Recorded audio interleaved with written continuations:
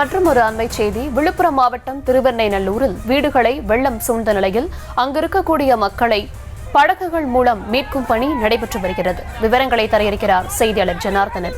வணக்கம் ஜனார்த்தனன், அங்க இருக்கக்கூடிய மக்களை ரப்பர் படகு மூலமா மீட்கும் காட்சிகளை பார்க்க முடியுது. எத்தனை வீரர்கள் களத்தில் இருக்கிறார்கள்? வணக்கம். தென்பண்ணையாற்றில் ஏற்பட்ட கடுமையான வெள்ளப்பெருக்கில் சிக்கிய தீயணைப்பு வீரர்கள் ரப்பர் படகு மூலம் தப்பி வந்து அவர்களை பொதுமக்கள் கயிறு மூலம் கரைக்கு கொண்டு வந்த சம்பவம் பெரும் பரபரப்பை ஏற்படுத்தியது. விழுப்புரம் மாவட்டம் திருவெண்ணல்லூர் தீயணைப்பு அலுவலகம் இருந்து வருகிறது. வரலாறு காணாத வகையில் பல்வேறு இடங்களில் ஏற்பட்ட வெள்ளப்பெருக்கால் திருவெண்ணல்லூர் பகுதியில் பல்வேறு இடங்களில் புகுந்த கடுமையான வெள்ள நீர் பாதிக்கப்பட்டுள்ளது. அங்கு பல்வேறு கிட்டத்தட்ட ஒரு 100-500க்கும் மேற்பட்ட மக்கள் பாதிக்கப்பட்டுள்ளனர். தீயணைப்பு அலுவலகத்தில் புகுந்த வெள்ளத்தால் சிக்கி தவித்த 10க்கும் மேற்பட்ட தீயணைப்பு வீரர்கள் ரப்பர் படகு மூலம் தப்பித்து வெளியில் வந்தனர். அப்போது கயிறு மூலம் பொதுமக்களை அவர்கள் பத்திரமாக கரைக்கு கொண்டு வந்தனர். பொதுமக்களை மீட்கச் சென்ற தீயணைப்பு வீரர்கள் வெள்ளத்தில் சிக்கிய சம்பவம் அப்பகுதியில் பெரும் பரபரப்பை ஏற்படுத்தியுள்ளது.